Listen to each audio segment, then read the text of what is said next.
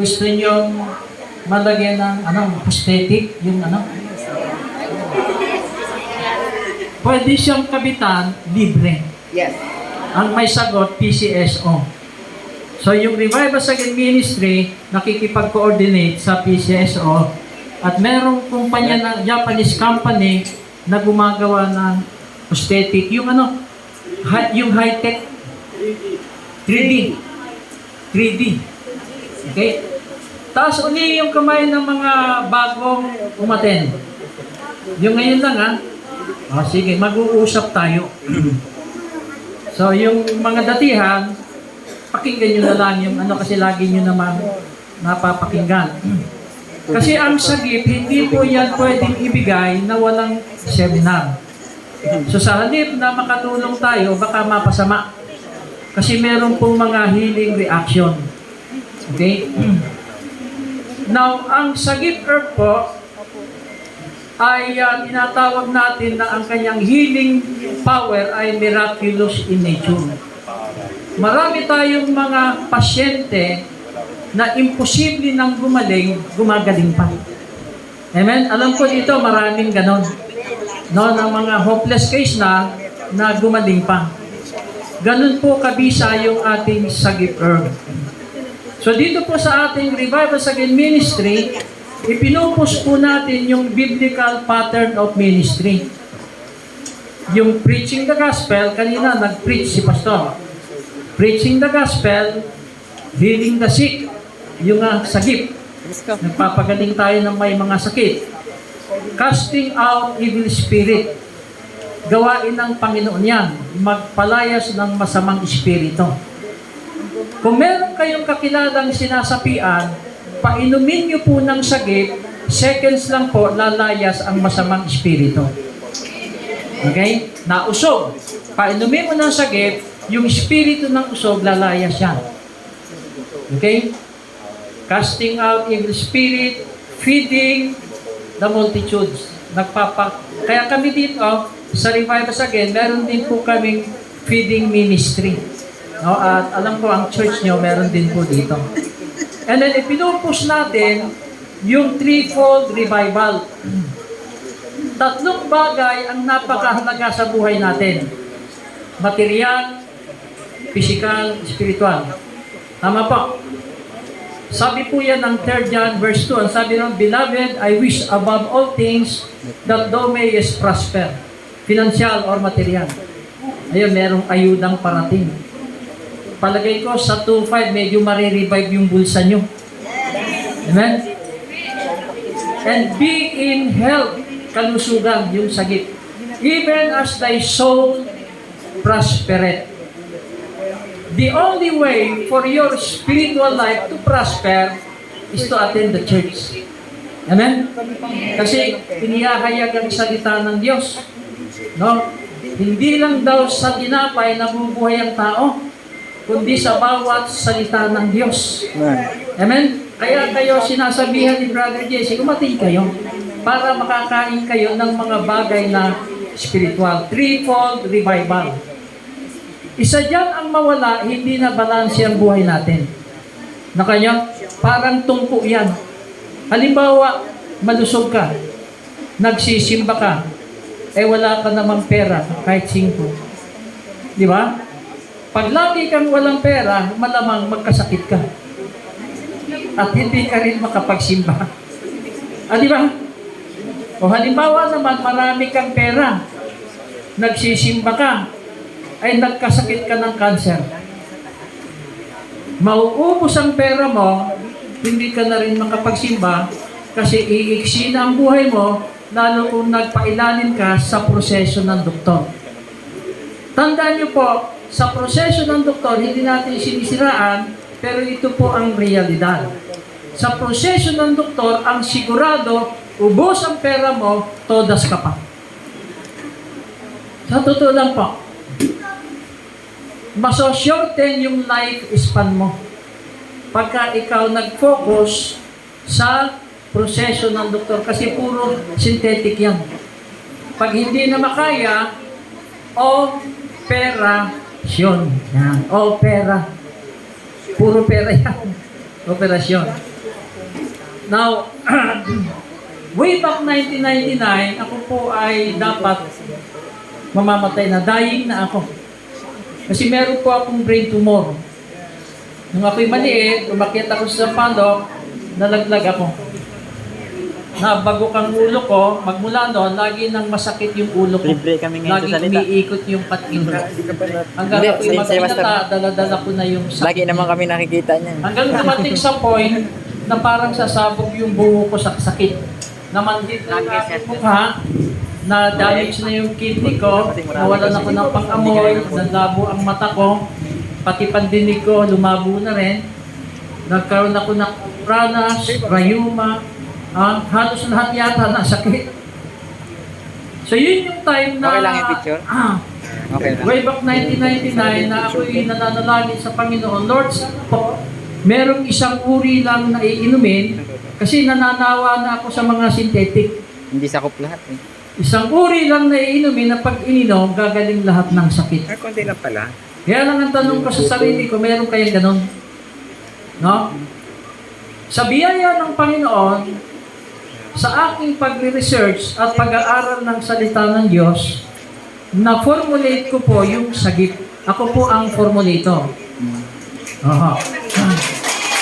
Ako po yung nag-formulate. May mga senior o mga user natatakot, Pastor, paano yung pagwala ka na? Paano na yung sagip? No? Hindi po mawawala ang sagip. Kasi inililipat ko yung knowledge sa aking mga anak. Amen? At huwag din kayong mag-aalala, hindi po mauubos ang supply ng sagip. No? Kasi yung mga ibang herbal, nauubos yung supply. Nawawala. Ang sagip po, tuloy-tuloy po yan. No? Makakakuha kayo ng stock. Huwag po kayong mag-aalala. Amen? Now, ang purpose ng ating ministry is to glorify the Lord Jesus Christ. Amen? Siya po ang maitaas. Kaya kung kayo'y pinagaling ng Panginoon, marapat lang na pasalamatan natin siya sa pamamagitan ng paglilingkod sa Kanya. Amen? Amen. Wala namang tayong pwedeng gawin sa buhay na ito kundi ang magpasalamat sa Panginoon. Amen? Now, pag ininom niyo po yung sagip, meron itong tinatawag na 9 stages of healing. Now, pakinggan nyo yung mga bago. 9 stages of healing. Una, yung energizing. Pag ininom mo yung sagip, sino yung nakaranas na pag inom ng sagip, parang nagiinit yung kanyang ano? Kaya nagiinit, ano? Tapos maya-maya, papawisan ka. Oho. May energize yung katawan mo. Pag na-energize yung katawan, magpuproduce ng maraming stem cells yung bone marrow. Alam niyo po ba yung stem cell treatment kung magkano? Milyon po yan. Milyon ang proseso ng stem cell treatment. Sa atin, libre. Kasi sa isang bote lang, mararanasan mo na ang kagalingan.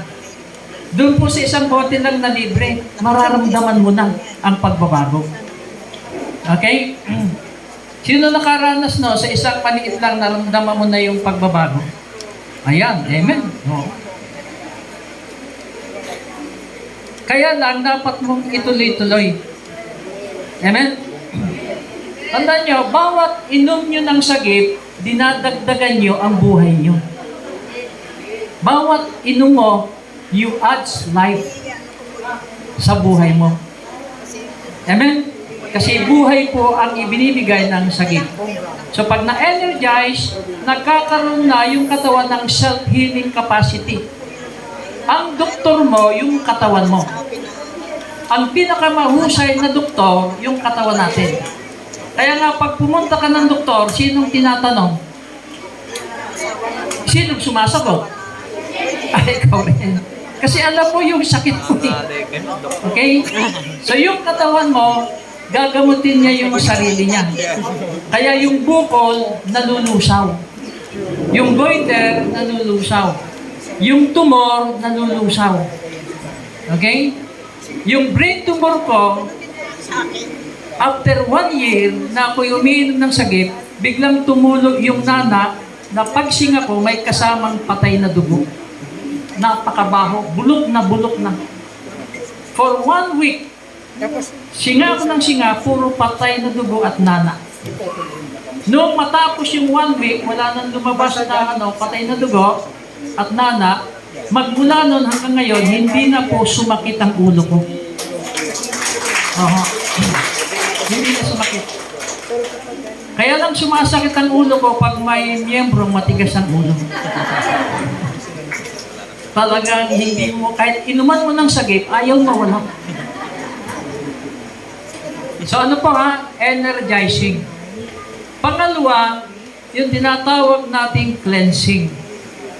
Dahil sensitive na ang katawan, lahat ng basura sa katawan mo, ilalabas mo. Dudumi ka ng maiitim, mabiberde, may manti-mantika, mabulak, uutot ka ng mahaba na parang naplat na gulong. Na parang napakabaho. Sino nakaranas nun? Ang utot ng mahaba. Ayan. Na ang sarap sa pakiramdam, di ba? Oo. Sa Japanese, pag umutot ka, very good. Oo. Pag ikaw dumighay, bad yan sa kanila. Oo. Kaya pag ikaw umutot, ibig sabihin, sign yan na nagiging malusog na ang katawan mo. Halos kasabay ng cleansing, yung healing reaction. Kung ano yung bahagi ng katawan mo na may sakit, kikirot yan. Hihilab yan. Okay? Kaya pag naramdaman mo may kumirot, may humilab, matuwa ka, ibig sabihin, yung sakit mo, ginigising na. Kasi yung synthetic medicine, pinapatulog yung sakit. Pinapatulog. Pampakalma nga eh. Ang synthetic, pampakalma. Yung sakit, gigisingin ang sakit para alisin sa yung system. Okay? Kaya magki-cleansing ka, kung meron kang problema sa matres, posibleng maglabas ka ng mga patay na dugo. Kung meron kang problema sa lungs, uubuhin ka, maglalabas ka ng maraming plema. Okay? So, yun po yung mga tinatawag nating healing reaction. Kaya kung nagkaroon ng reaction, huwag kayong matatakot. Bagkos matuwa kayo. Kasi meron tayong ganyang cases natakot no? Itinigil na ang pag-inom. No? Kaya, tandaan nyo, pag nagkaroon ng reaction, anong gagawin? Inom agad ng sagip. So, ang pag-inom ng sagip ay umaga, tanghali, hapon, before meal, yung empty stomach.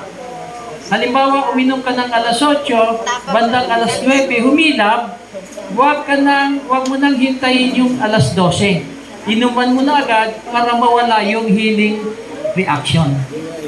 Okay, malinaw po. Ano po yung una? Energizing. Pangalawa? Cleansing. Pangatlo? Healing reaction.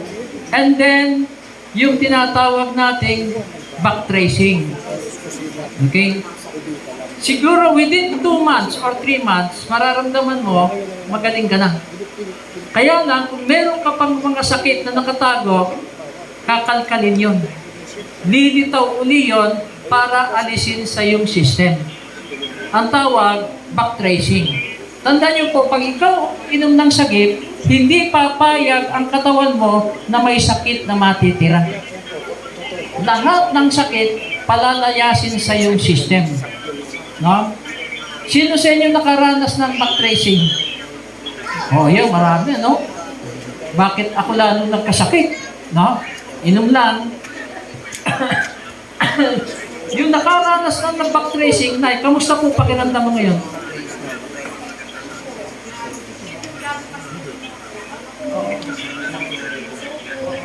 Ano yun po? Kumusta ka yan?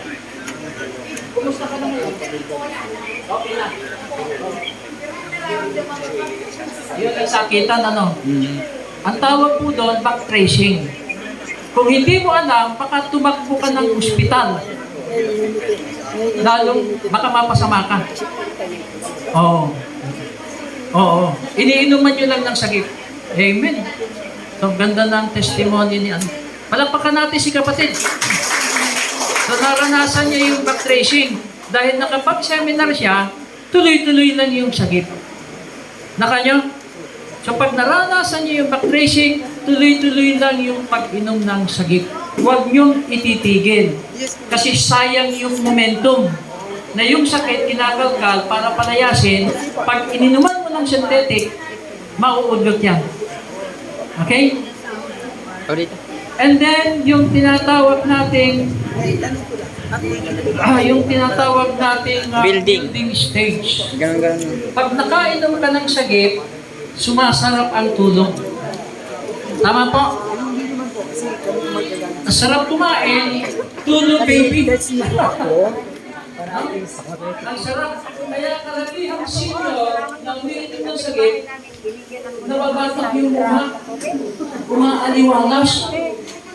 Amen? Alam niyo, kaya yung inom niyo ng sagip, pinatira, ipahid niyo sa pisngi.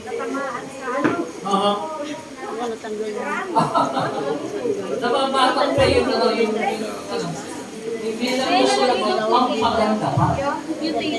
Okay?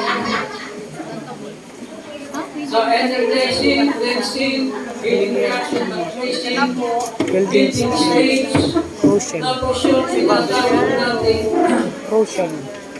crucial stage. Kaya natin tinawag na crucial kasi unang mga linggo na umiinom ka ng sakit, lalong tataas ang BP mo. Tataas lalo ang sugar.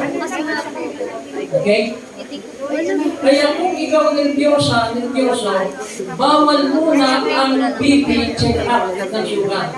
Kasi siguradong tataas. Kasi nga, pinupush niya palabas.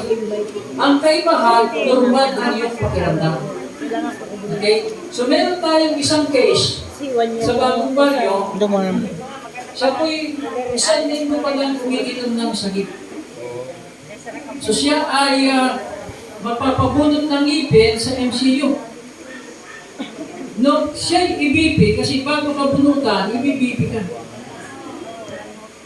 Noong ma-BP, kumuha agad ng wheelchair yung assistant. Pinapaupo siya.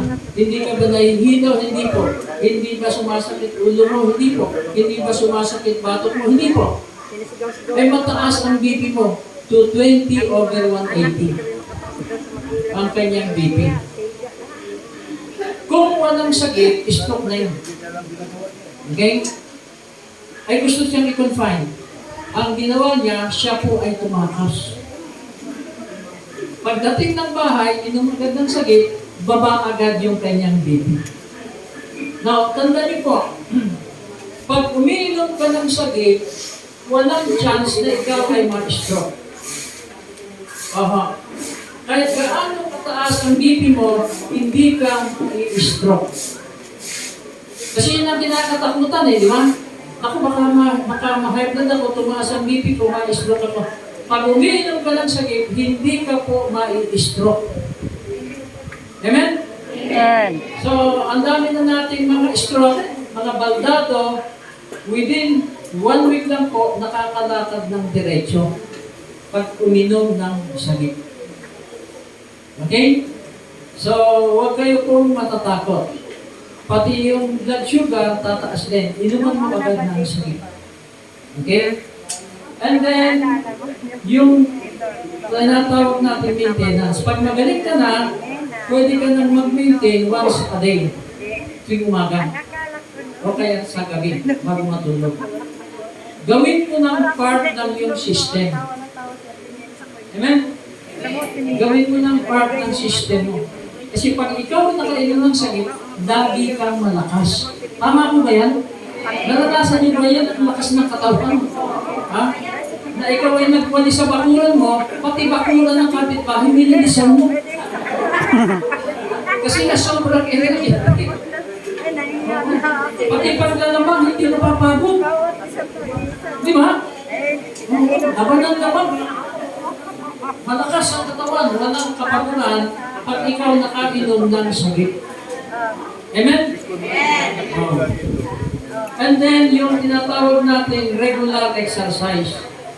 Pagka magaling ka na, especially sa mga senior, walking, jogging, bending. Ayun, amen. Ilan lang ka na po?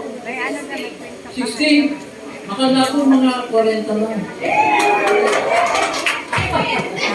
Hindi, maaliwala siya yung mukha niya. Sabayan niyo ng exercise para lalong sumigla ang katawan. Amen? Alam niyo, maralaman kung masigla ang tao sa mata. Tingnan mo yung mata, nag-glow. Di ba? The eye of the soul, yung ano daw, the window of the soul is the eye. Makikita mo yung ano niya, yung kung masigla yan o masakit sa mata. And then prayer and fasting. Kung kaya niyo mag-prayer and fasting, para lalong masaid lahat ng basura sa katawan. Yan po ay itinuro ng Panginoon yung prayer and fasting. Amen? Kaya, yun po yung pamuli, prayer and fasting. Mahalaga po yun. Fasting ka ng 1 day, pag nakayanan mo yung 1 day, 2 days, o kaya 3 days. Amen? Meron po bang tanong? Tanong? Ito pala, pati mga hayop ha? Mga hayop na may sakit, baboy, nagpilay-pilay, hindi makakain. Painumin mo ng sakit, kakain uli yan. Manok, nagsipon-sipon, na peste. Painumin mo ng sakit, sisigla ka lang. Okay? Yung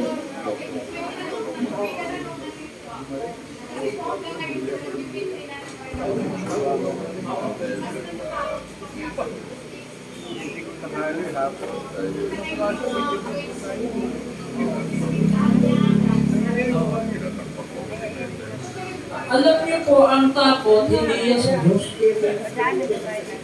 Bigyan ko rin ng isang testimony. Sa puso din ang problema kasi natatakot mo yung puso mo. Ito, testimony. Opo. Taga-Real Quezon. Siya po ay napasmasok ng heart center. Dumating sa point na siya nag-50-50 na. Bakit? Dumami yung bala sa kanyang puso. Sige, okay lang sir, okay lang sir. Yung bala, nagkaroon pa siya ng enlargement. So sabi ng doktor, walang ibang solusyon, major operation. So naka-opera na siya, nag-schedule na, merong kaibigan na nag-share sa kanya ng sakit. So habang hinihintay ang operasyon, uminom ng sakit. Nagtaka yung doktor na wala po ang para ng puso. Nawala yung enlargement. Nawala yung palpitation. Para makasigurado, ano kayang nangyari dito? Kung ito'y mamamatay na eh. Kung ito'y 50-50 na eh. Anong nangyari dito? Hindi naman sinasabi na siya'y umiinom ng sakit. Okay? Para makasigurado, siya'y dinamitan ng angiogram. Sinaksakan ng camera. Wala pong nakitang parang sa puso niya. Aha. Now, tandaan niyo po, 50-50 na yun. Alam mo na, walang lagnat. 50-50 na. Wala na po. Lagyan mo ako ng Lagdak. Amen. Paggabi po ako ng Oo. lolo. Pero hindi ako uminom gamot. Kung kami na, papunta ko dito. Kaya nga po, kung yun, dumating sa sagip, na mamamatay na, ay minor lang yung Kasi siya. may nararamdaman ko eh. Matagal na tayo niyayay, ayaw niya lang. Try mo mama. Matakas siya sa sagip. Oo. Kasi ang pumipiit yan, yung mga iniinom synthetic. Nakatakot. Kaya hindi ka totally gumaling ng gusto. Itigil mo. Walang may tutulong sa iyo. Oh, ibigay mo ito sa katabi mo.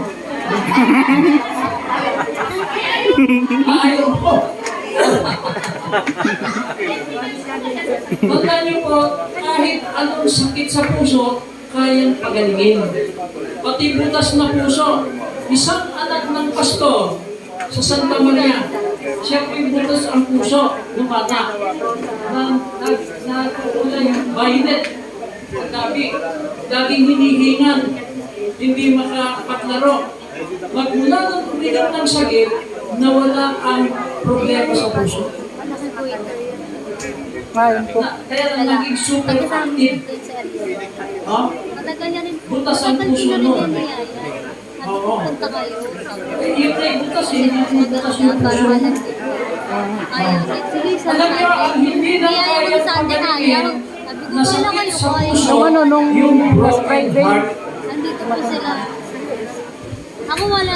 Sino ang broken Ano, heart? Sunday lang. No, Sunday. Wala kayo dito na Sunday. Hindi ko kaya Nandito pagalingin. nakakuha ako ng ticket eh. Ang gamot yan, puso Yung din. ano po, Friday, hindi po ako So, nakapunta puso kasi din. malakas ang Sino ulit yung sa naninigas na yung tiyan. sakit sa puso, broken Parang heart? maano. Opo, malikot eh. Wala.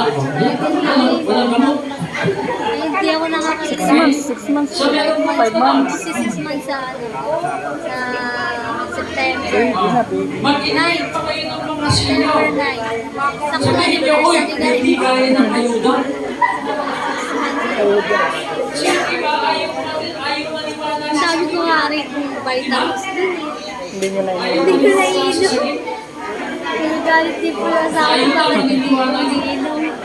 Sabi ko, mas pipiliin ko ito kasi nasanay ako eh.